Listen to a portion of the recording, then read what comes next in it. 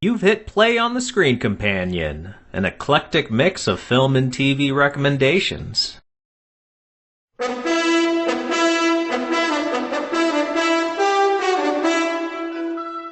Westerns, 1955's The Kentuckian and 1978's Shoot the Sun Down. Max, what is The Kentuckian about? The Kentuckian is a story of a man who lived in a mountain with his boy, and he decided, you know what? There's still too much civilization out here. My neighbor, who lives 5 miles away from me, is too into my business. I need to go somewhere further away from people. And he decides he wants to go to Texas. You're right. There's already a lot of freedom in Kentucky in the 1820s. The main reason they were getting out of Dodge was because of the blood feud between his family, the Wakefields, and another family. He was very vocal about people being in his business, which makes sense now that I think about it, especially considering when the first logging town he went to, they were like, aren't you a part of that family with that feud? Everyone already knew. And he got shook down in that town. I could see why he didn't like Kentucky all that much. Did that even take place in Kentucky, that first little section, or was some no-name town in the middle, like in between? I believe it all takes place in Kentucky. Seriously? Wow. All right. In the 1820s, Kentucky, wasn't that a border state? I want to say it was. There wasn't a whole lot around. Why do you have to go down to Texas, which wasn't a state at the time? It was wild, untamed land, at least by Americans. I mean, it wasn't even really a territory, was it? It was just an area. It was owned by the Mexicans. Yeah, there you go. That's why it's wild. By some standards. Neither of us have seen either movie previous to this discussion. What were your initial thoughts when the credits rolled? They did a really good job casting the main character because I believed that he grew up in a mountain. I 100% can believe that this guy doesn't know anything about the world just based on the way he looked. Even before he opened his mouth, I could tell this guy, he lives in a tree. He sleeps under the stars. He looks rugged enough that he looked like a man's man. Wearing that buckskin. Also, he had that cap that reminded me of the end of an Elmer's glue bottle. Yeah, wasn't his son wearing the same thing too? They were almost like twinsies. Yeah, well, they share the same name, Big Eli and Little Eli. What struck me the most, how there wasn't a single duel. And it showed me westerns can be a lot more than six-shooters and saloons. It's like the difference between Zack Snyder superhero movies and then watching Bruce Willis in Unbreakable. You mean it doesn't have to be about spandex and capes? The whole time I was sitting here watching, thinking to myself, where are the revolvers? Where are the horses? Where's the big desert landscape? There's too many trees. There's too much water. There's no rattlesnake anywhere. What's going on? Burt Lancaster, doesn't he only fight with his hands in the whole movie? Yes, he doesn't even use a knife. The only other scene I can remember any weapons was near the very end where there were a few guns involved, but for the most part, he fought with his bare hands. It took 6 men to put him in that jail cell in the very opening scene. I guess he just didn't appreciate the injustice of being roused by the townies. I need you to pull your dog off of my dog. Why? He didn't start it. Except for that part, he comes off as a real pacifist, would you say? He minds his own business. He knows what he's about. Is there anything else that stood out to you about Lancaster versus other Western heroes? He wasn't in it to do the town well. He wasn't there trying to save anyone. He was a man on a mission. Just be happy. Hopefully by going to Texas. I guess at some point his motivation changed a little bit, but even at the end of it all, he was like, nah, it's time to be a man. Let's pack up. Let's finish what we started. And while he wasn't getting into people's business, except for the barmaid, he did have a humility and humanity that went against the stoic badass gunslinger archetype, and it's because he's not that. He's a single dad and pioneer. That was interesting depiction. Probably a better way to describe this type of film. It was more about pioneering. It was more about the frontier than it was about justice and going to the West to make it big or make a name for itself. He just wanted somewhere to be nice and peaceful and quiet. Doing a little research for the movie, I saw some reviewers describe it as an Eastern instead of a Western. That's interesting. Kentucky isn't that far west. However, for the time period, it was the western part of the country. And from my perspective, coming from New England, that's west of me. I forgot what it was. There's a reason why they call the middle of the U.S. the Midwest, and it had something to do with borders and what was tamed and untamed. That's why they called it the Wild West. And the Midwest was in the middle of civilization. Did it bother you at all that it was light on action, or do you feel like the drama made up for that? I feel like the drama helped, but if you're looking for like a true spaghetti western, this isn't it. This is not corrupt sheriff. The mayor's trying to steal everyone's homes. There's nothing like that in this kind of story. It is a feel-good story, though, in the sense of like watching characters develop. You learn about them, you watch them grow, and there's a bit of an ending where you're like, oh, good for them. And how well do you feel the movie portrays minorities and women? Okay, so the women aspect, I feel like the barmaid was too strong of a female character for the time period. I don't think things would have gone down like that. Although I do appreciate her, I do feel she was a better character overall. Better than the school teacher? I thought about that. School teacher, no. She's not worth it. Because she's the other woman in this love triangle with Big Eli. Something about her is like, no, you'd sell me out, wouldn't you? I can't trust you. The barmaid, she broke me out of jail. She's been there trying to help me support the boy. She's better for me. The school teacher, what she do is show up, start singing a pretty song, and show me how to spell the word muscle. The main issue of the movie, the Wakefields are going down to Texas, and then they get stuck in a town, and the barmaid, Hannah, she represents going all the way down to Texas, and the school teacher represents civilization and sticking around town, and that creates friction between the father and son. How do you feel about the central question of being on the fringe, being free, versus the trappings of society and its structure? It's very relatable. It made me think a lot about civilization and like, you know what? Maybe I can just sell everything, move to Montana, and just be happy with what I have. I don't need more. I have enough. And I felt like I really related to that character. I want my own little piece of land, away from everyone, no taxes, no government, no neighbors 50 miles away from me. It'll be nice. I don't mind it as a concept, but I don't like it in the context of this movie and the position the movie took. It comes off like it wants me to want the Wakefields to go to Texas, but they had a good setup in town. The elder Eli has a good job in tobacco, he has a fiancée and the school teacher, and the townspeople respect him at a certain point. He's part of the community, but little Eli bemoans, "Pa, you said we were going to Texas, wah!" You're gonna make me into a man. I like the father-son moments, but every time the kid complained, I wish Burt Lancaster would cuff him. That was the other thing about this movie that kind of weirded me out. This was not a town. This was like, what is this? A tobacco hotspot, and that's it. There's like maybe 3 buildings, one of them being the post office, the other one being a tobacco shop, and the third one maybe being like a saloon.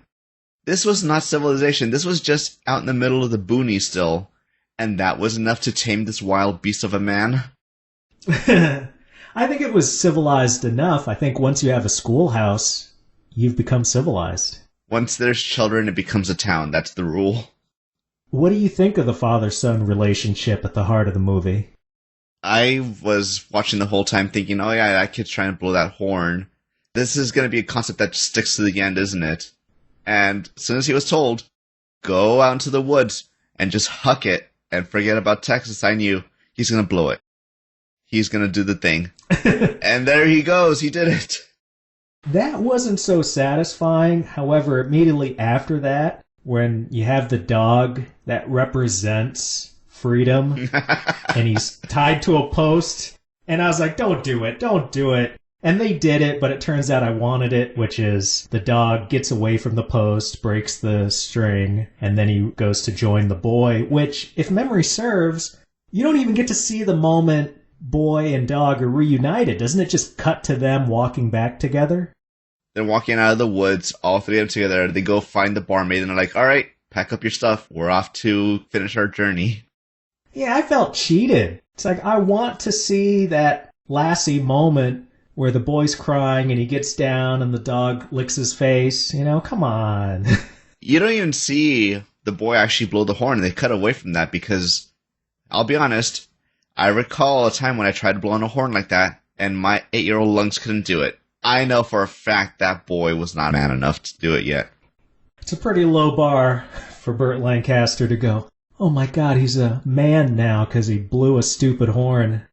He's got hair on his chest. I don't know if I should be serving you this whiskey, boy. No, sir, I'm a man now. I blew a horn.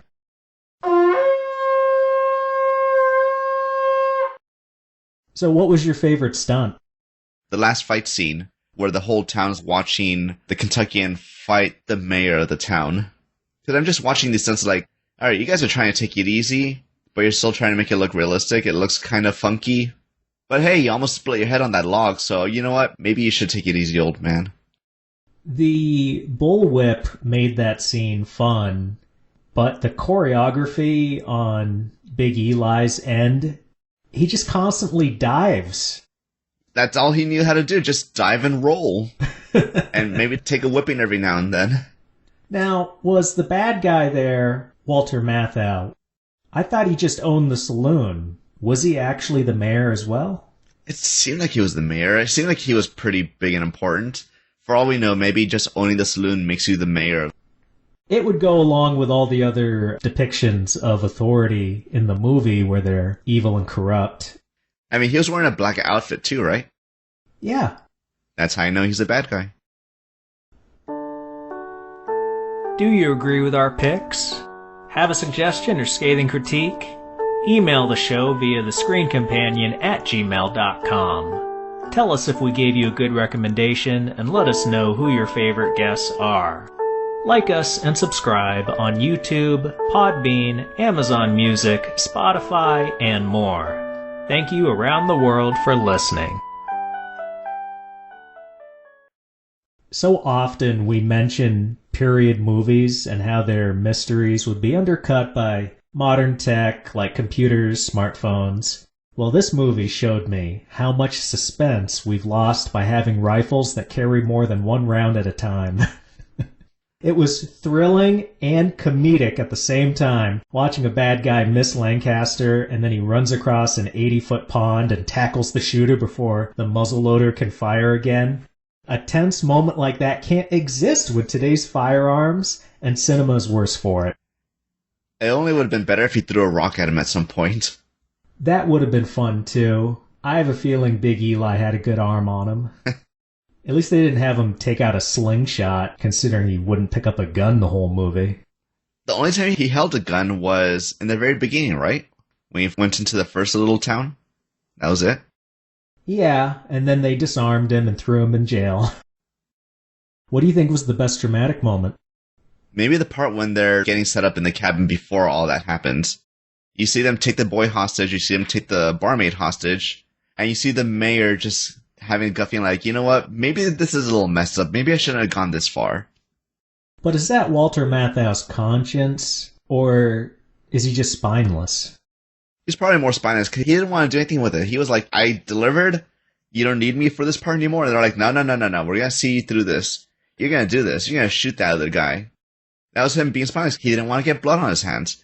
He wanted to get even. He wanted to humiliate the guy. He didn't want to kill nobody himself. Did you ever get a sense why Walter Matthau's character hated the Wakefield so much? He probably saw them as competition. Oh, these guys are so big, they're starting to build a name for themselves. Maybe they'll run me out of town if this keeps up. I want to stay in control of this town. This is my city.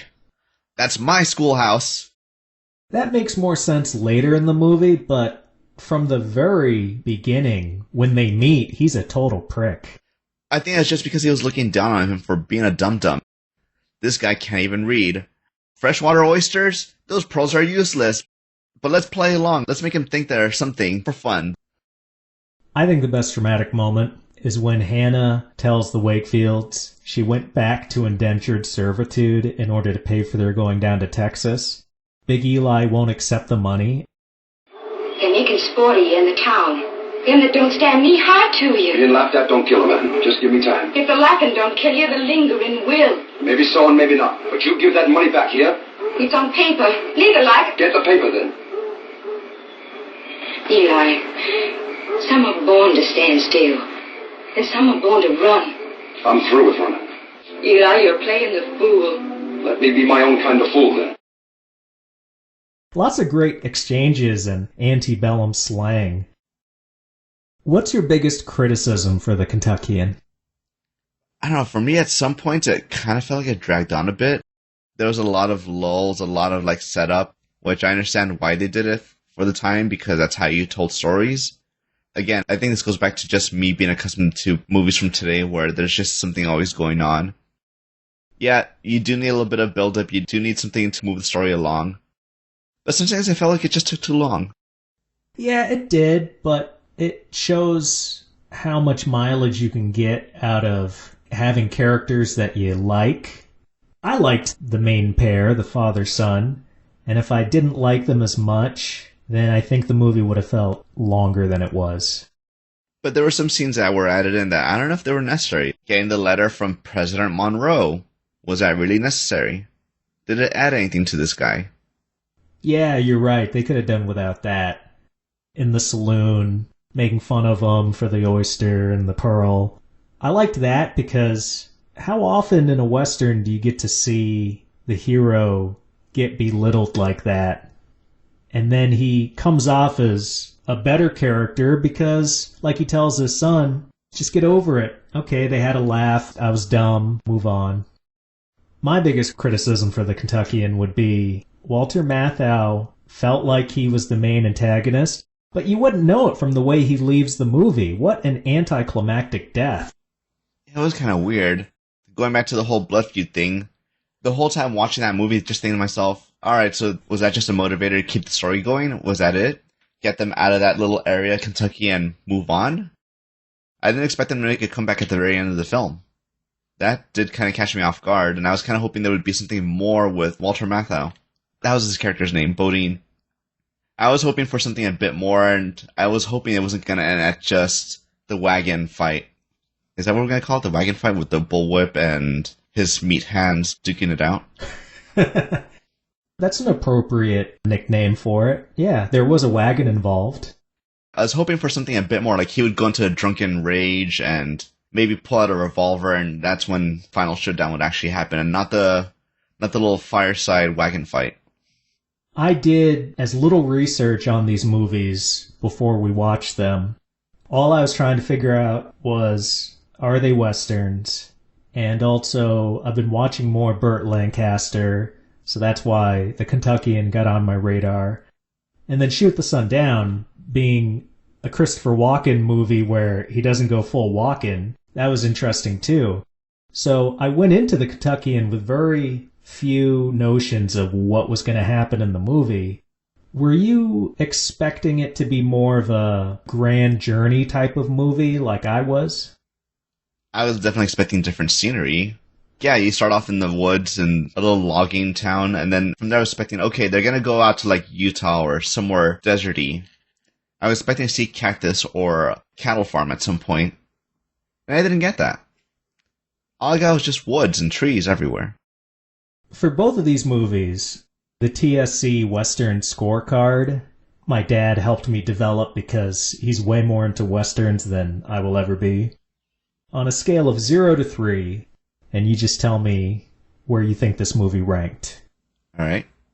Self-sufficient, confident main character. Oh, I'm going to give this guy a 3.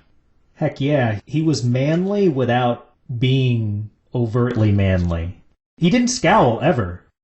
You know he can survive out in the woods. You know he can make it, no matter what. I don't even know why he needs money for. He can just live in the outskirts of town and find a way. In that moment in the last act where it looks like the boy's gonna go off on his own, at first I thought, well, he's too young, he's not gonna make it. But then I thought, his dad probably taught him a few things. He might be able to do it. How about the love interest? Hold on, there's somebody knocking. What the? Jesus. Pa, I want to blow the horn.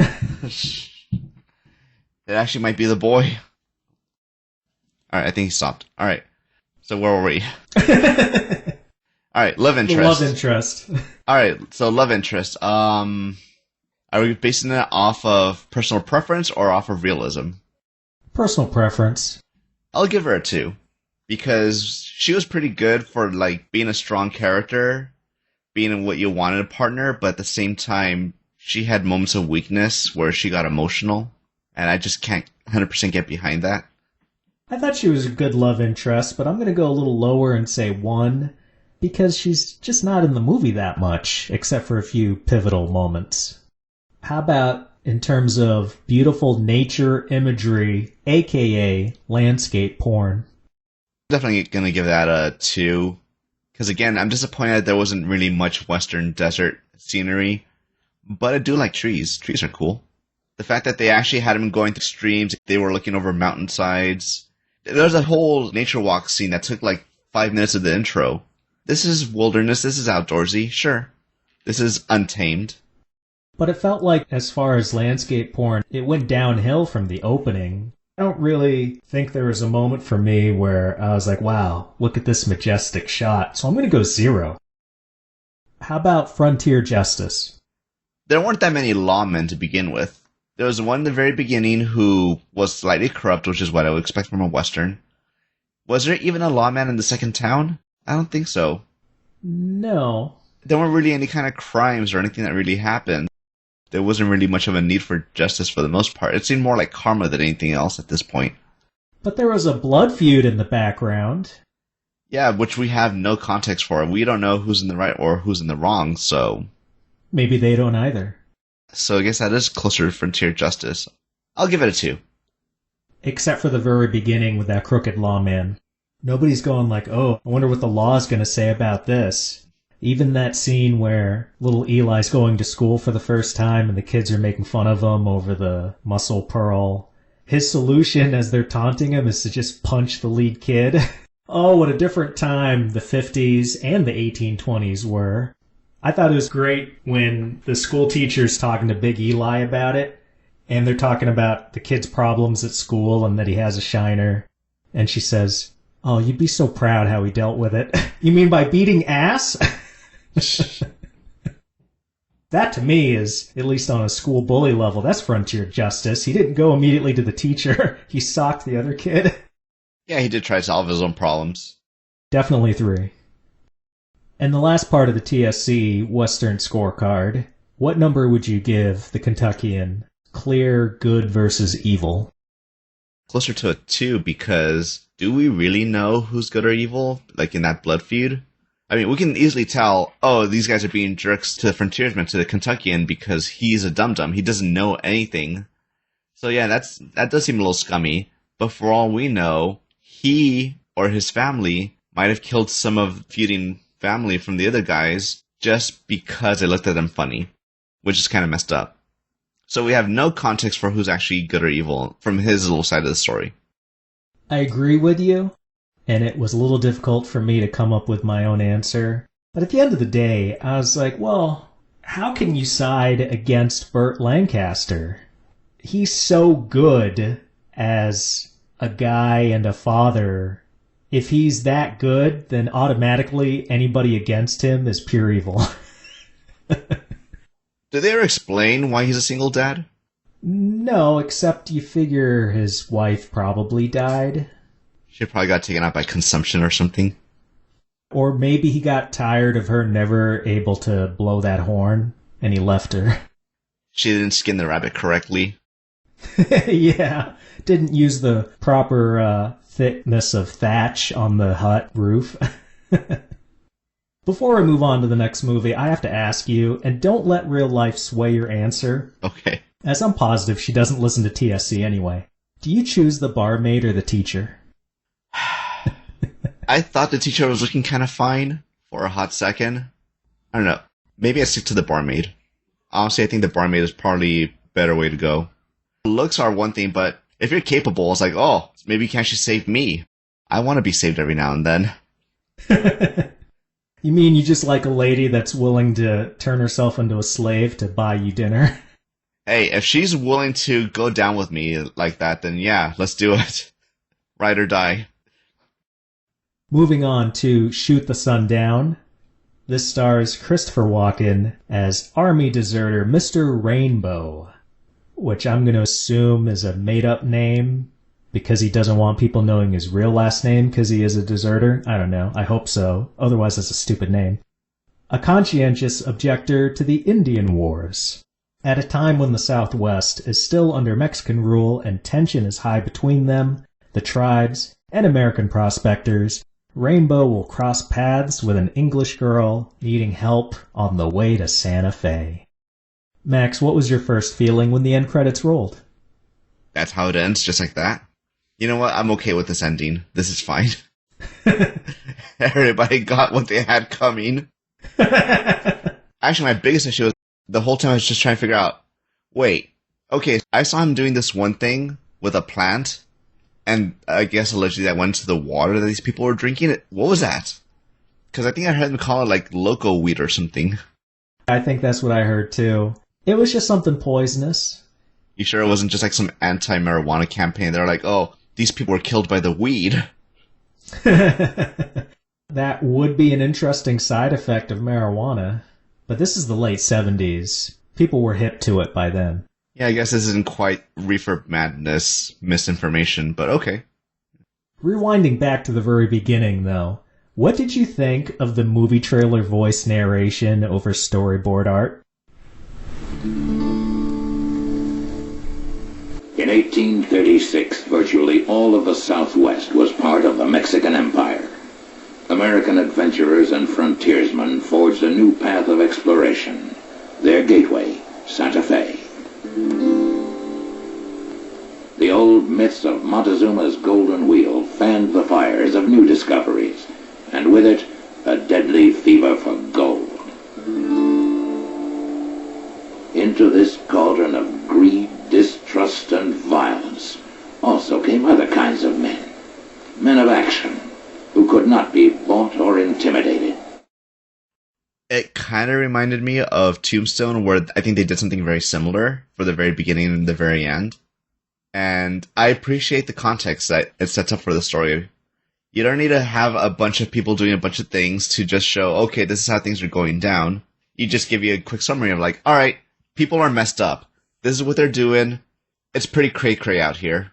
And then they show it to you still. It's like, oh, yeah, that is pretty nuts. It's more forgivable for period movies to have narration because, come on, public school systems today, kids don't know their history. I barely know the history. I'm gonna tell you right now, it's gotten worse. They really don't know. Well, yes, because our generation was the greatest generation. It's all downhill after us. Every generation.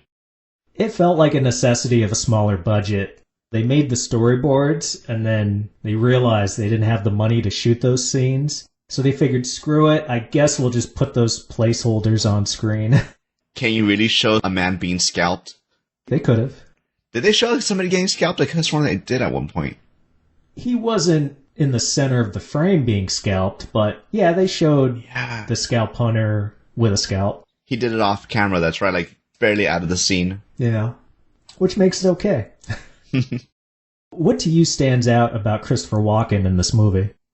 It was not the Walken I was used to at all. I was expecting something a bit more flamboyant at times, a bit more stagey. No, this was a guy starting off as an actor from the way it looked. He was doing his best to play the role. And I think he did a good job doing what he was doing. He's so soft-spoken. If he wasn't an expert knife thrower, I think it'd be easy to whoop him in a fight. Which is weird, because he's supposed to be like an expert gunslinger, isn't he? Man, just in that opening part where the banditos try to take his horse, I think he makes 100% of those shots. He's not looking down the barrel, he just does it from the hip. He's done this before, he knows what he's doing. And he's laconic like Clint Eastwood, but that's where the similarities end. I liked him, though. This movie came out the same year as The Deer Hunter, the start of a great run that lasted into the 80s, with stuff like A View to a Kill and The Dead Zone. I don't think he goes full walk-in until probably Batman Begins in '92. This film came out well after the golden age of westerns. How does it compare to the Kentuckian? This one's definitely more of a western. It definitely feels westerny, because it takes place in the West, not the Midwest. I definitely got that vibe of it's dry, it's unforgiving, there's death around every corner, behind every rock.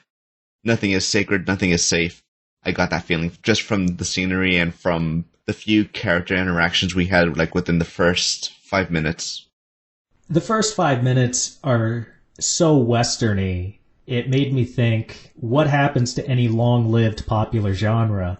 Eventually people are going to want to challenge the conventions. Even though the very beginning feels so western, I think the rest of the movie deconstructs them.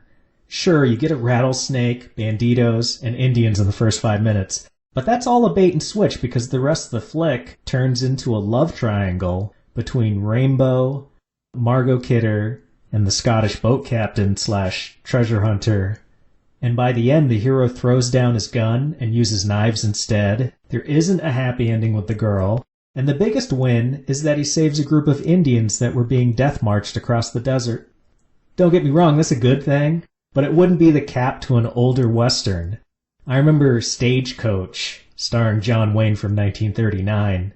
I saw that with my dad on his last visit. The climax of that movie is fending off an Indian horde and killing dozens of them.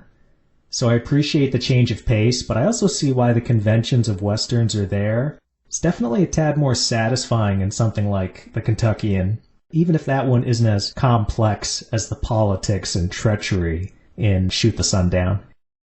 So how well do you think the movie portrays minorities and women? I was looking at it, and that's one thing I noticed in the credits. I was like, alright, how many of these Indians were actually Indians? And I think they actually all were Indians. Not just looking the part. No, I can already tell you one of them definitely wasn't. Oh no, I guess I didn't look at the credits closely enough, but some of them definitely had Indian names, like Littlefoot or something like that. So they actually might have been portrayed fairly well and not just been some dark-skinned Italians. Names can be made up. Don't. No. Do you remember the famous case of that woman that showed up to accept the Academy Award for Marlon Brando? And she used it as a platform to talk about Native American rights. Yeah, I remember that whole scandal thing.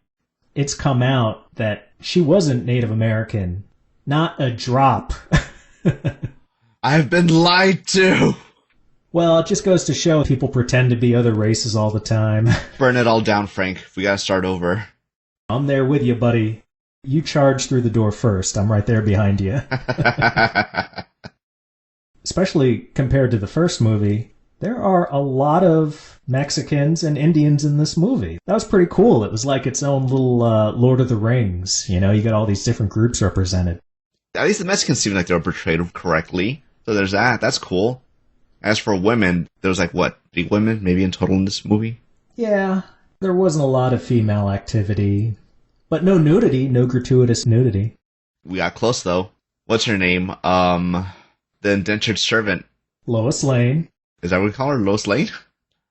Is that who she is? She played Lois Lane in the first Superman movie. Considering the federales are corrupt, like everybody else, just about everybody else in the movie is, but I did like that exchange between Mr. Rainbow and the guy that owned the stable.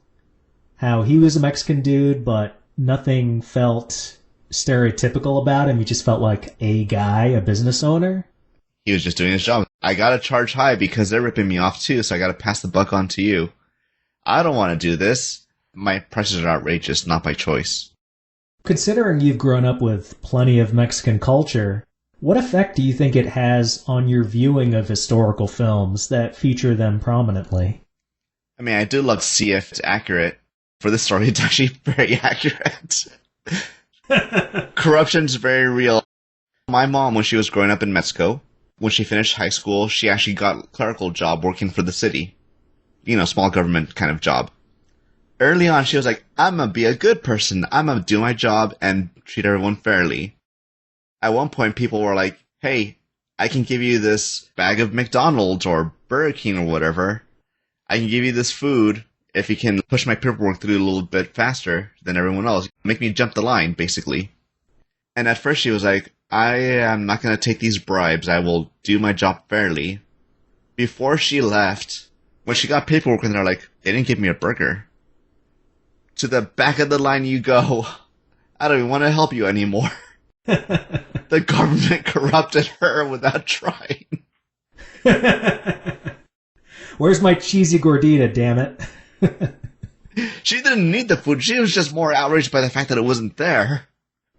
It was like a loss of respect. Basically.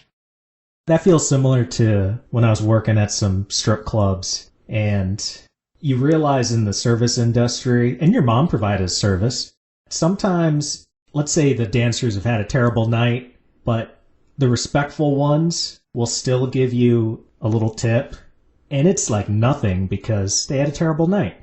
But it's the idea that it's the token gesture. That always meant a lot to me when some of the dancers would do that, because it's a show of respect. So I get what your mom was thinking. It's like, I don't need it, I don't want it, but you should still offer it to me. Usually, these movies I ask, what was your favorite stunt? But I don't even know if there was a great stunt. Can you think of one? There was a part where we see the Indian cheating those other guys out of their clothes with a load of dice. Which he called magic. Yeah. Magic! As he walks away. I cheated, but I'm in the right here. Yes, they're loaded, but to him, that's a form of magic, so it's valid. Water falls from the sky. Magic. Who are we to judge and say he's wrong? That was a handsome dude. I could see him in a rock band. You know, he was magical. Is he John Redcorn to you? Yes, he is. Nice pull. The only stunt I could think of is maybe that one part when they're getting the cannon set up and they're about to fire it. There was a little bit of stunt work in that. That's pretty badass. I can't think of many westerns or other movies where the bad guys literally carry around a mini howitzer.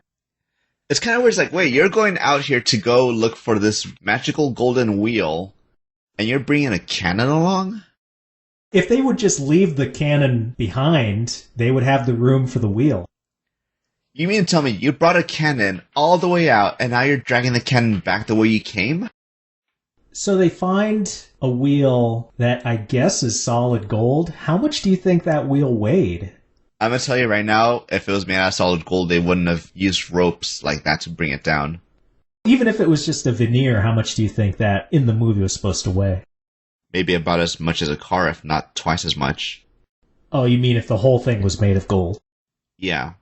Even if it was a veneer, it still has to weigh a lot. No, you're still not going to move it through normal means.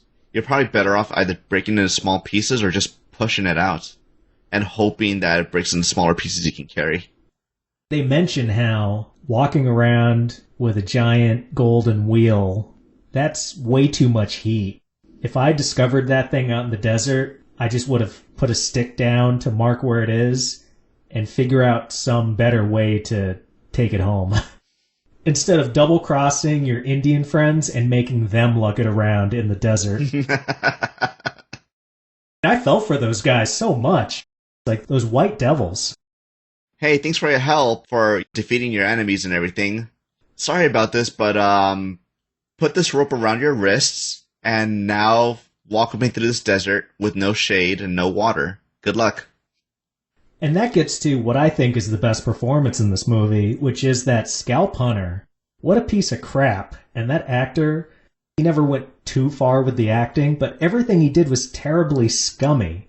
There's a moment where he's a guest in a wigwam with some tribal women, and he smiles and says to another guy, I could get $150 for her scalp in Tucson.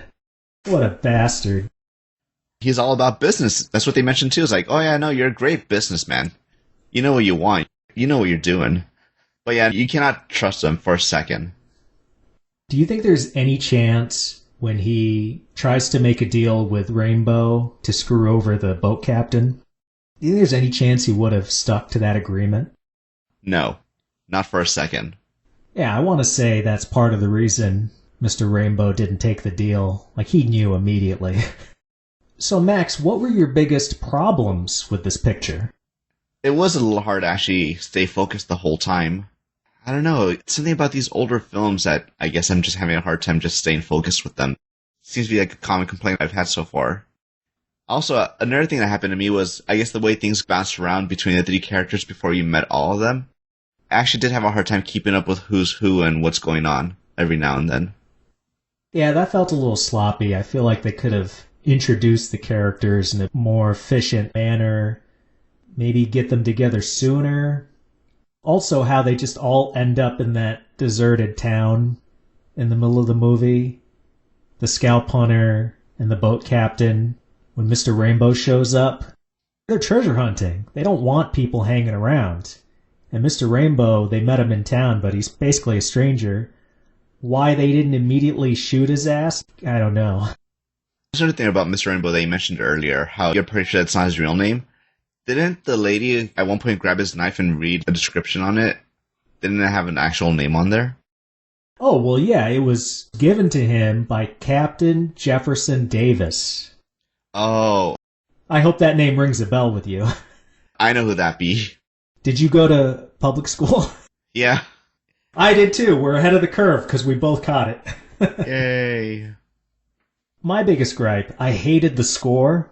It either felt generic, underwhelming, or distracting. It was in contravention of how the music should enhance what's on screen. I also wish there was more dialogue. Mr. Rainbow is ostensibly the lead, but he doesn't interact much with any of the other three main characters. Was he really the lead? I don't think any of them should have been the lead. I don't think there was anything indicating this is the person you're supposed to be rooting for. The whole time it felt like, oh no, these are just three strangers that met, and then they go do a thing. He gets screwed over by the other two, but there's nothing that really points you to say that this is the man you're supposed to be rooting for the whole time, in my opinion, at least up until you get to that point where he gets screwed over. And that's more because you just want him to get even with them. Wait a second, let me present the case on behalf of this film, Max, to you and the listeners. Mr. Rainbow, he's played by the handsome Christopher Walken. He was a tall drink of water back then. And also, his backstory is that he objected to massacring Indians. So that makes him pretty cool, especially, I would say, by modern standards. And then on top of that, at a certain point, he wants to free, just like from the Kentuckian, he wants to free a woman from servitude. Okay, I'll give you that. Yeah, he does have some good qualities to him. But the amount of screen time he gets and how little actually follow him the whole time, and how it's jumping around between characters, didn't really seem like I was supposed to stick with him the whole time. It didn't seem like I was supposed to be necessarily rooting for him. How about the end where he's stopping a genocide? Because you know the scalp hunter isn't going to let those Indians live once they get the wheel to Santa Fe. Didn't he also commit another genocide? You mean by killing those Mexicans with the tainted water? Yeah. He killed a lot of people to save a lot of people, but I mean, at the end of But it... those guys were corrupt. Also, yes. See, so he took out the bad guys. Come on. I killed 50 bad guys, but I saved 50 good guys. You still killed 50 people, though, at the end of the day. Life balances out. Peter will understand at the pearly gates. It's like, you know what? Yeah, that's fine. Those Mexicans were wanting way too much money. You're right, that was a bad deal. Go on through. But I agree, he gets about the same amount of screen time, so in that way it feels like an ensemble, but I don't know how anybody can watch the movie and not throw in with Mr. Rainbow. He's certainly less scuzzy than the rest of them. Even the chambermaid / Margot Kidder, she comes off as unsavory in parts. She tried to seduce him to kill the boat captain, didn't she? Yeah. Here's another gripe I have, too, before I forget. The boat captain. He was wearing his boat uniform the whole time. Who does that? Why? He lost his boat a long time ago. He should have gotten new duds by that point. He shouldn't have been wearing what he was wearing. He only kept it on just so he can claim the title of boat captain. But he's a captain to no boat at that point. He wasn't a rich guy. Maybe he didn't want to throw the clothes away. But how cheap do you have to be? I mean, those clothing cannot be good for traveling through the desert. There could have been better clothing at that point. He could have sold his clothing or swapped them out for other clothing that would have been better for the environment. Ooh, yeah, that was probably a wool jacket. That actor must have been sweating. Nobody was having a good time. So, the TSC Western scorecard for Shoot the Sun Down. Max, from 0 to 3. How do you feel about there being a self-sufficient, confident main character in Christopher Walken? I'll give him a 2 because he was pretty confident. I don't think he was completely self-sufficient. He had to be rescued a few times. He would not survive out in the desert by himself. He had to make friends along the way to actually bail him out.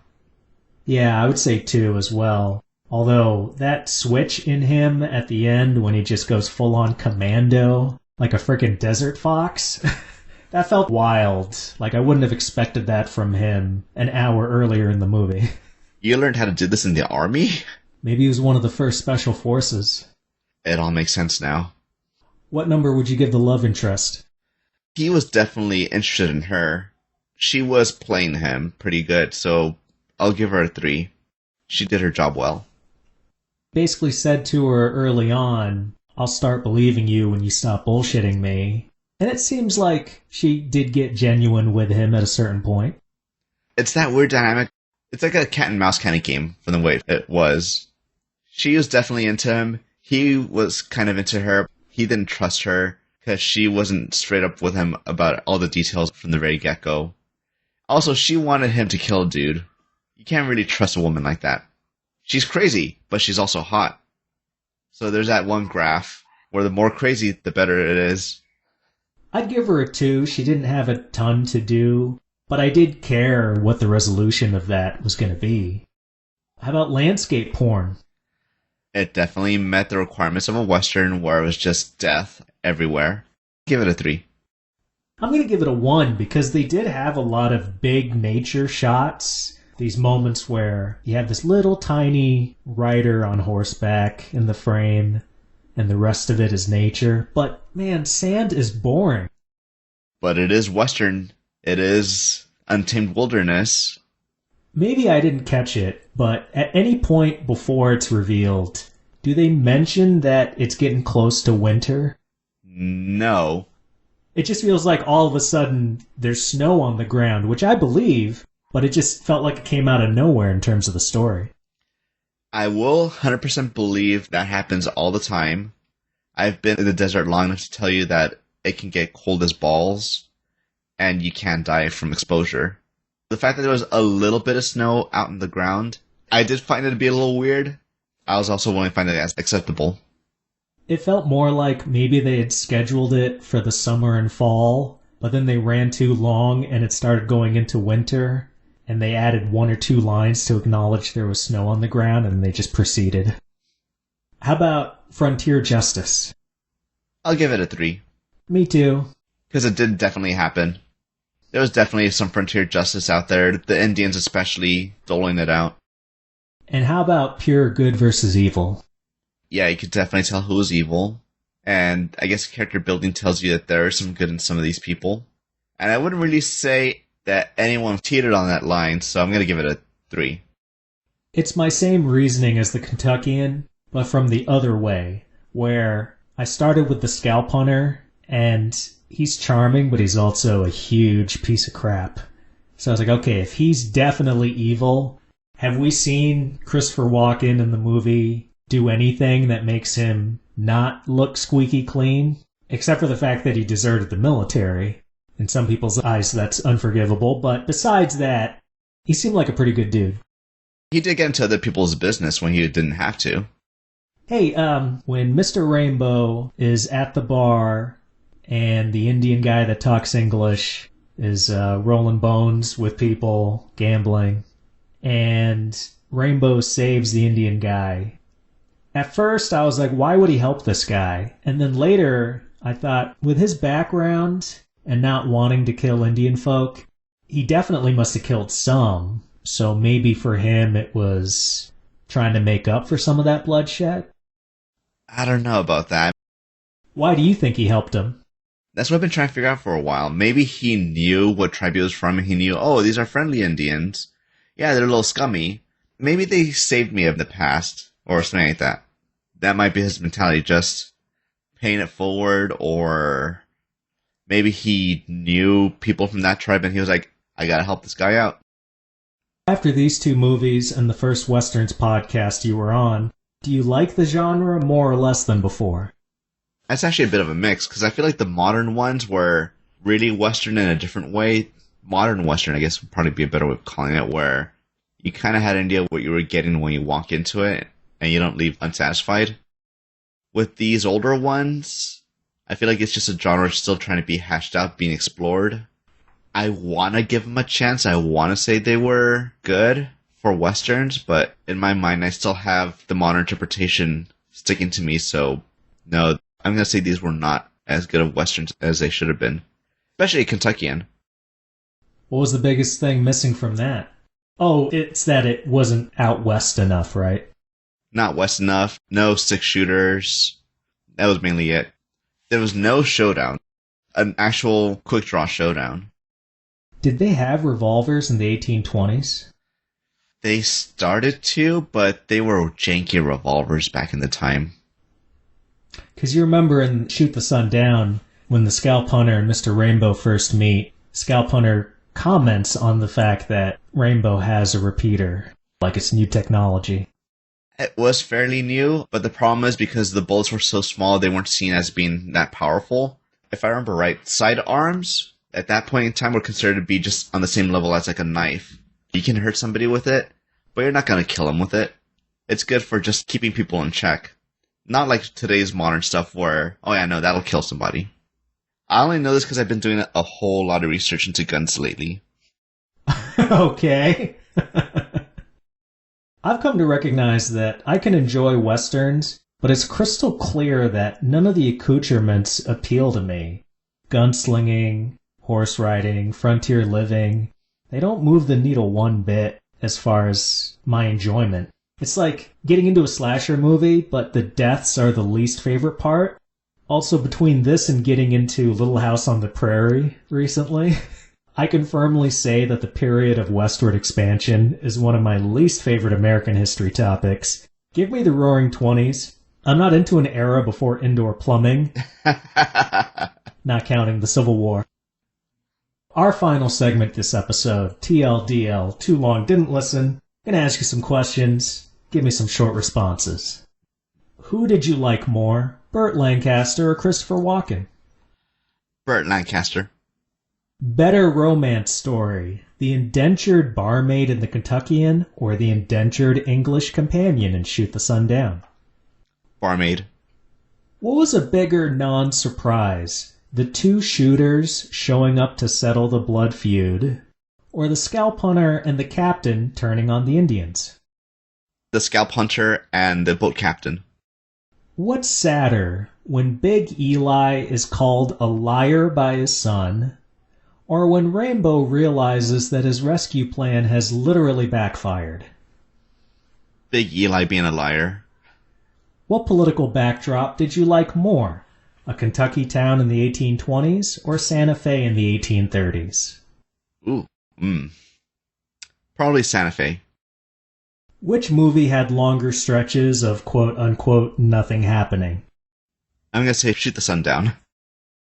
And finally, what felt more shoehorned? The fact that a school teacher is instantly attracted to a half-literate woodsman, or how quickly Christopher Walken became friends with the Indian that speaks English? School teacher. Do you have any final words? The Kentuckian's not that bad after all. It's not a good Western, but it is a good movie overall. So this whole time, was it like you were on the fence and in some way I was convincing you about it? I think so, yeah. And yeah, you watch these movies for the podcast. Just as far as your enjoyment of the films, did you get enough entertainment from them that if it wasn't the podcast, it would still be a requisite amount of fun? Or in your mind, are you like, damn it, Frank, these movies weren't worth my time? That's how I kind of feel about Shoot the Sun Down. It just didn't really appeal to me as well, unfortunately. But you did finish it, and I do appreciate it. I'll always give everything a shot.